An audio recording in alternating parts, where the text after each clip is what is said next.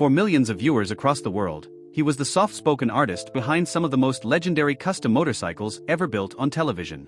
His designs were bold, imaginative, and instantly iconic. But behind the sparks and steel, beyond the shouting matches and high-octane drama of reality television, Paul Teutul Jr. was silently fighting battles few ever saw. When American Chopper debuted in 2002, it wasn't just a show, it was a phenomenon. At the center of it all stood two men, a gruff, domineering father with a booming voice and a hammering presence, and his quietly determined son, who brought vision, art, and soul into the bikes they built. Their on-screen chemistry was explosive, captivating, and at times, deeply uncomfortable. Audiences were drawn to their work, yes, but also to the raw, often painful conflict that played out in front of the cameras like a real-life Greek tragedy. For Paul Jr., that spotlight came with a heavy price. Beneath his calm demeanor and remarkable creativity was a man living in the shadow of a father who demanded control, a public that expected perfection, and a personal journey riddled with emotional landmines. His story was never just about motorcycles. It was about surviving a toxic work environment created by family, finding the strength to step away from a multi-million-dollar empire, and the slow, painful climb toward peace, faith, and freedom. This is the untold story of Paul Teutul Jr., not just the bike builder, but the man behind the myth. We will travel back to his early life in New York, where sparks from his father's ironworks shop first lit the fire of his creativity. We'll revisit the meteoric rise of Orange County choppers, and the moment Paul Jr. went from unknown welder to a household name, practically overnight. But fame doesn't come without friction. His struggles with his father, both on camera and behind closed doors, would go on to define the most dramatic period of his life, and nearly destroy him. But tragedy, as it often does, led to transformation. After the explosive departure from Orange County choppers and the bitter legal war that followed, Paul Jr. was left to rebuild, not only his career, but his very identity. With the launch of Paul Jr. Designs, he stepped into a new chapter, where freedom replaced control, art replaced argument, and purpose finally found its way into his work. Through marriage, fatherhood, and a quiet but profound spiritual awakening, he began to rebuild the pieces of a life shattered by conflict. Along the way, there were silent health concerns, unseen personal battles, and heartbreaking family estrangement that played out far away from the eyes of the public. Few people knew what it cost him to walk away. Fewer still knew what it took to come back. In a world obsessed with drama and dysfunction, Paul Jr. did the unthinkable. He chose peace. He chose faith. He chose to stop fighting for approval and start living for truth. This video will reveal everything: the pain, the pressure, the public spectacle, and the private sorrow. From the golden days of American Chopper to the dark nights when he nearly gave up, we'll uncover the full truth of what really happened to Paul Teutul Jr. We'll hear from interviews, behind the scenes, business records, and reflections from the man himself. No detail will be left unexplored. Because Paul Jr.'s story isn't just about custom motorcycles. It's about fathers and sons. About control and creativity. About loss, reinvention, and redemption. This is the story of a man who learned to stand tall not just by building steel frames, but by surviving emotional wreckage. This is the story of the son who walked away from the empire he helped build, only to find something greater in the ruins. Born on October 2, 1974, in Orange County, New York, Paul Michael Teutul Jr. entered a world shaped by blue-collar grit, tools, and tradition. His father, Paul Teutul Sr., was already known in the area as a tough, hard-working man who owned Orange County Iron Works, a steel fabrication business that supported a modest but stable lifestyle for the family. From the very beginning, Paul Jr.'s world was filled with the rhythmic clash of hammers, the grinding sound of saws, and the sharp smell of molten metal. His playground was a workshop. His toys were scraps of steel. The Teutul family wasn't the warm, storybook type. Paul Sr., a Vietnam-era Marine Corps veteran, brought home with him a strict and commanding presence. He believed in discipline, hard work, and no excuses. He expected the same standards from his sons that he held himself to, often delivered through shouting, frustration, and pressure. Paul Jr., being the eldest of 4 siblings, bore the brunt of those expectations. From an early age, Paul Jr. stood out, not just because he was his father's namesake, but because he didn't quite fit the mold. While he inherited his father's work ethic and mechanical talent, there was something different about him. He was quiet, introspective, and possessed a deep sense of visual creativity. He could look at an unfinished metal frame and see not just what it was, but what it could become. He had a designer's eye and a sculptor's imagination, long before anyone around him knew what to make of it. Growing up, Paul Jr. often found himself torn between admiration for his father and resentment for the constant pressure. On one hand, he wanted to make his father proud. On the other, he couldn't ignore the emotional weight of being constantly pushed, corrected, and at times, emotionally steamrolled. It wasn't abuse, not in the conventional sense, but it was control. It was criticism. It was a form of conditional love that always came with a price: performance. But Paul Jr. never ran from work. In fact, by the time he was a teenager, he was working full-time alongside his father at the ironworks shop. He learned how to weld, cut steel, and construct large-scale industrial frameworks. He understood structural integrity as second nature. He developed muscle memory for machinery and could move through a workshop with the intuition of someone twice his age. What set him apart, however, wasn't just his technical skill, it was his eye for detail. He had a natural sense of symmetry and balance. He would smooth out edges that others overlooked. He would redesign brackets or joints that were already good enough, because he believed they could be better. At first, this bothered Paul Sr., who valued speed and toughness over elegance. But it soon became clear that Jr.'s perfectionism wasn't a weakness, it was a gift. As Paul Jr. grew older, he began to push for more creative input in the projects he worked on. He wanted to make things not just strong, but beautiful. This ambition would find its true outlet years later, when his father began dabbling in custom motorcycles. The story goes that Paul Sr., bored with the routine work at Orange County Iron Works, began building custom bikes as a hobby. It started small, just side projects, rough builds done in the shop after hours. But Paul Sr. had a vision. He wanted to do more than structural steel. He wanted to make machines that roared and turned heads. Paul Jr., in his early 20s at the time, saw an opportunity, and jumped in with both feet. The synergy between father and son was immediate and undeniable. Paul Sr. brought the raw aggression, the old-school know-how, and the business acumen. Paul Jr. brought the aesthetic eye, the innovation, and the ability to transform basic frames into rolling pieces of art. Together, they worked on their first builds in a small corner of the ironworks facility. Barely a few bikes at first, but each one better than the last. By 1999, the hobby had taken on a life of its own. The custom motorcycles began attracting attention, not just from friends or bike enthusiasts, but from local press and regional shows. People were fascinated by the look of these bikes, sleek, thematic, detailed down to the bolts. They weren't just machines, they were statements. Most of that artistry came from Paul Jr.'s hands. Recognizing the potential, Paul Sr. officially launched Orange County Choppers that year. The ironworks business would continue, but Orange County Choppers was the future, and the family leaned into it hard.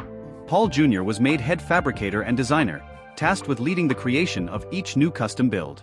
At just 25 years old, he was now one of the youngest yet most essential members of the company. But with opportunity came pressure and friction. From the start, Paul Sr. and Paul Jr. clashed over process.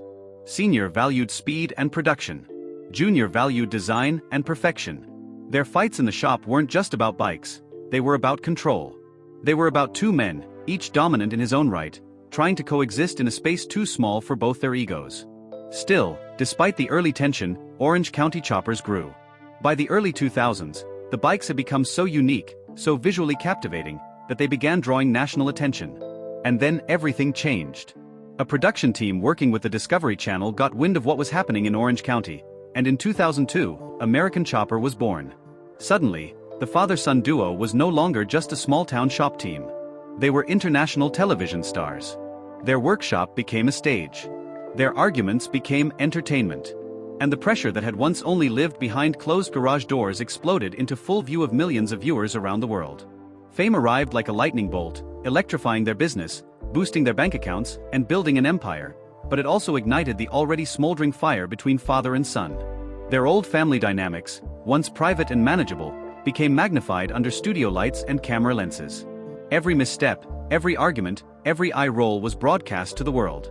What began as a passion turned into a powder keg. But in those early days, before the lawsuits, the screaming matches, and the breakdown of trust, there was still a sense of promise. Paul Jr. was living the dream, or at least part of it. He was finally being recognized for his artistry. His designs were the face of Orange County Choppers. His work was featured in magazines, TV interviews, and even corporate commissions from global brands. Yet, behind the smile he wore in those early interviews, the tension was building. Years of emotional repression, creative suppression, and his father's need for dominance were starting to take their toll. Paul Jr. wasn't just struggling to design bikes, he was struggling to breathe. He was struggling to grow under a shadow too large to escape. Even success felt like a kind of prison. And while the world cheered for the Teutul family on TV, behind the scenes, things were beginning to crack. The premiere of American Chopper in 2002 changed everything. What had started as a modest, family-run custom bike shop in upstate New York was suddenly on millions of television screens across the country. The raw energy, the chaos of fabrication, and, most of all, the volatile relationship between father and son became the show's emotional heartbeat. Viewers were instantly hooked. At the center of the whirlwind stood Paul Jr., the calm counterbalance to his explosive father.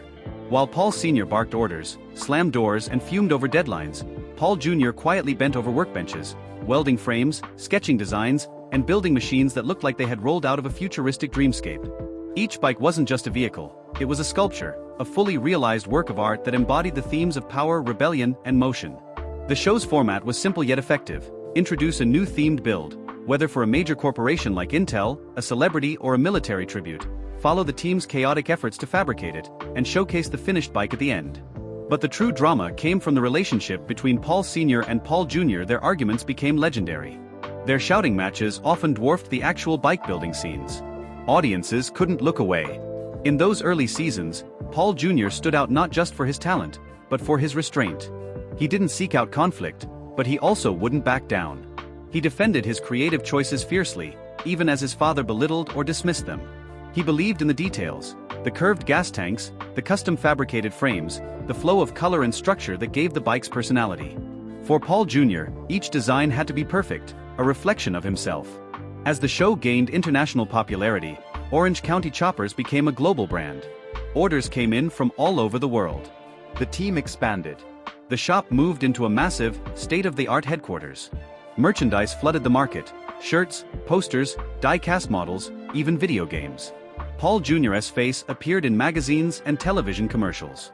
For a young man in his late 20s, it was overwhelming. But success didn't bring peace. If anything, it made things worse.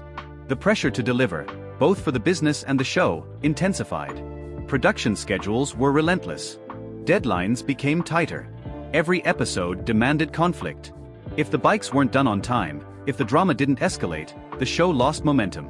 And the network knew exactly where to find the drama: Paul Sr. and Paul Jr. Behind the scenes, Paul Jr. was struggling.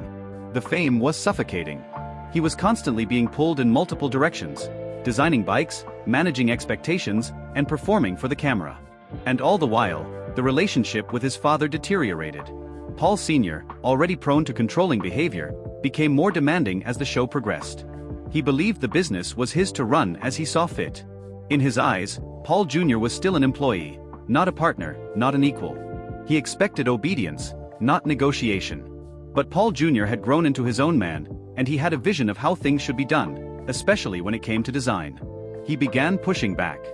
The fights became uglier, more frequent, and more personal. Cameras captured every slammed door, every curse, every standoff. What the audience saw as entertainment, Paul Jr. experienced as emotional war. He was being torn apart by the very thing he had helped build. Each day brought more tension. Each project was a powder keg. And then came the breaking point. In 2008, during what would become one of the most watched and talked about episodes of American Chopper, Paul Sr. officially fired his son from the company. The move sent shockwaves through the fanbase. How could the man who helped design the very bikes that made Orange County Choppers famous be kicked out of the business he helped grow? But for those who knew the behind-the-scenes reality, it wasn't a surprise. The friction between father and son had been building for years, and the combination of ego, unresolved resentment, and the strain of constant filming had finally exploded. Paul Jr.'s dismissal was more than a business decision, it was a family fracture. For Paul Jr., the firing was devastating. Not only did he lose his job, but he lost his sense of purpose. His entire adult life had been tied to Orange County Choppers. Every meaningful project, every celebrated moment, every step of his journey had taken place within those walls. He didn't just leave the company, he left behind a version of himself that had been molded by years of suppression, criticism, and struggle. The world saw it as a dramatic plot twist. For Paul Jr., it was a personal implosion. In the weeks that followed, the legal battle began. Paul Jr. still owned a 20% stake in Orange County Choppers, and he wasn't about to give that up. Lawsuits were filed. Court dates were set. Father and son, once bound by blood and bikes, were now locked in a bitter legal war, their relationship shredded beyond recognition. The headlines focused on the fallout, but few people truly understood the emotional depth of what Paul Jr. was going through. He had not only been removed from the business, but he had been erased from the very thing that gave his life meaning.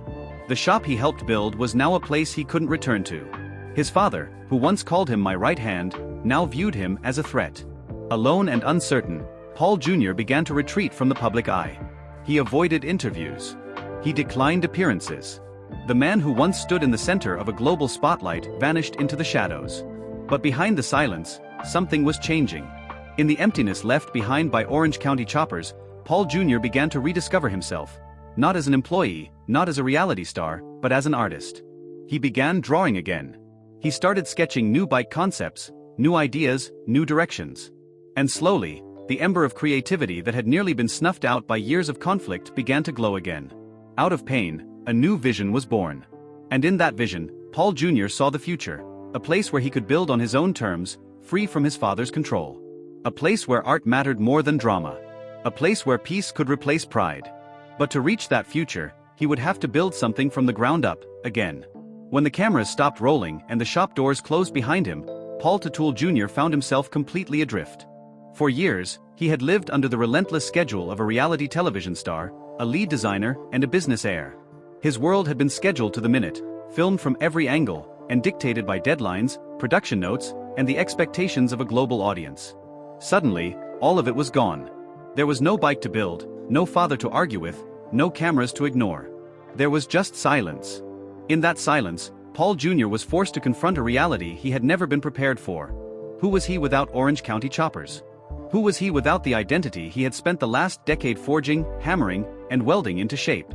In interviews years later, Paul Jr. would describe this period as one of the darkest of his life. "I wasn't just fired from a job, I was cast out of a life I helped build," he said. "I didn't even know what normal felt like anymore." He was, for a time, completely lost.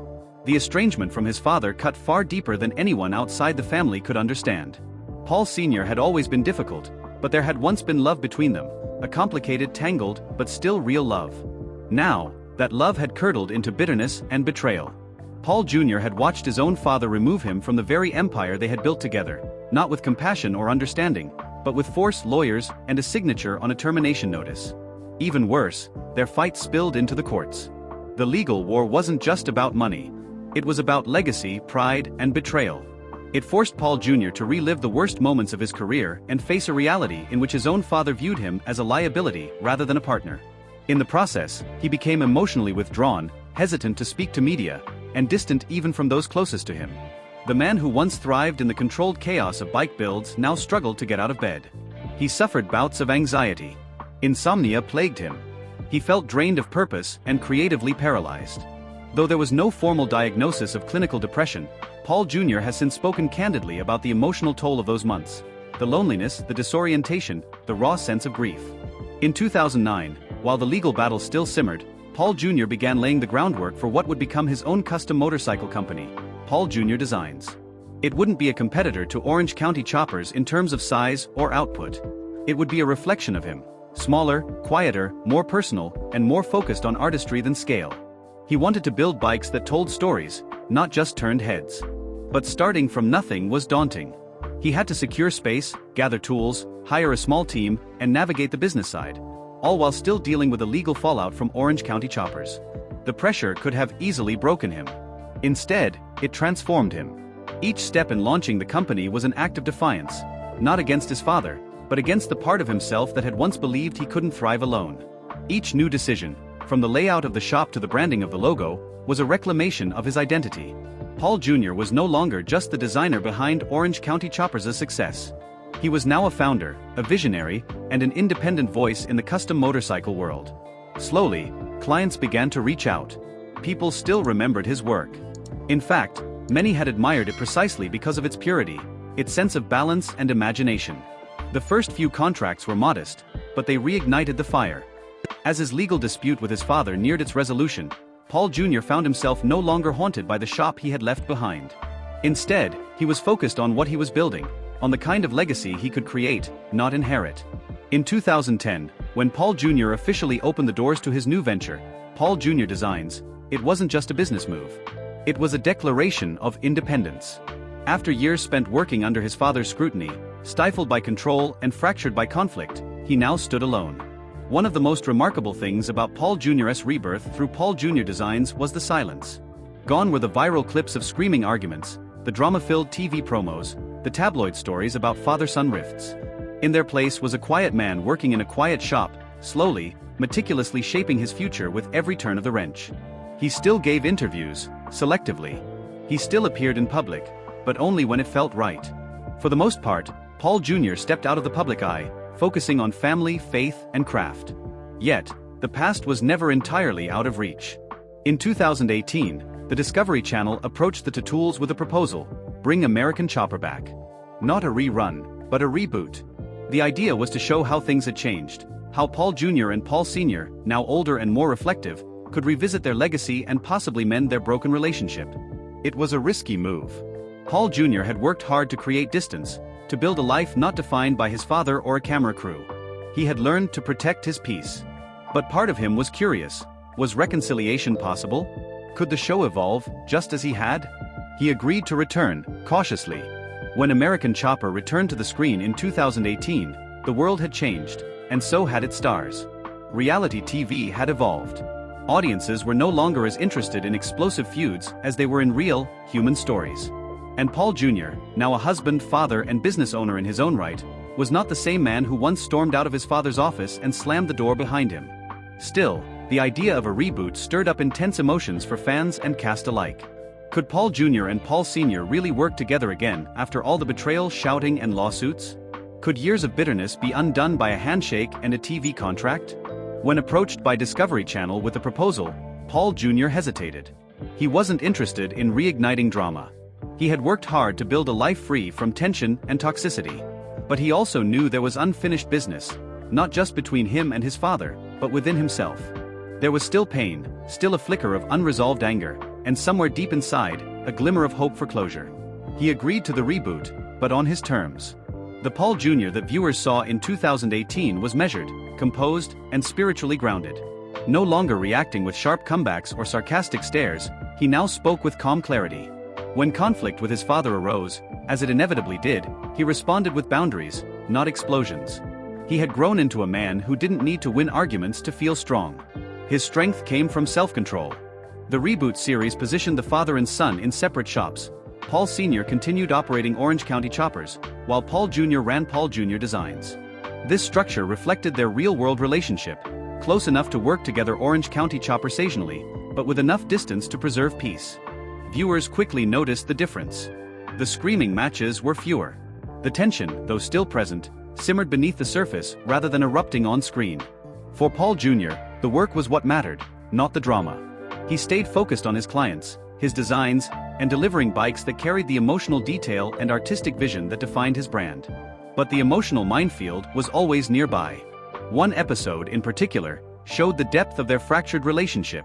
During a tense lunch, Paul Sr. tried to make light of past conflicts, suggesting that the screaming and chaos had simply been TV stuff.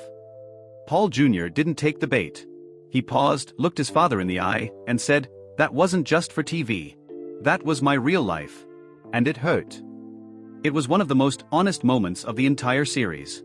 In that moment, millions of viewers saw what had always been beneath the surface. This wasn't a story about motorcycles.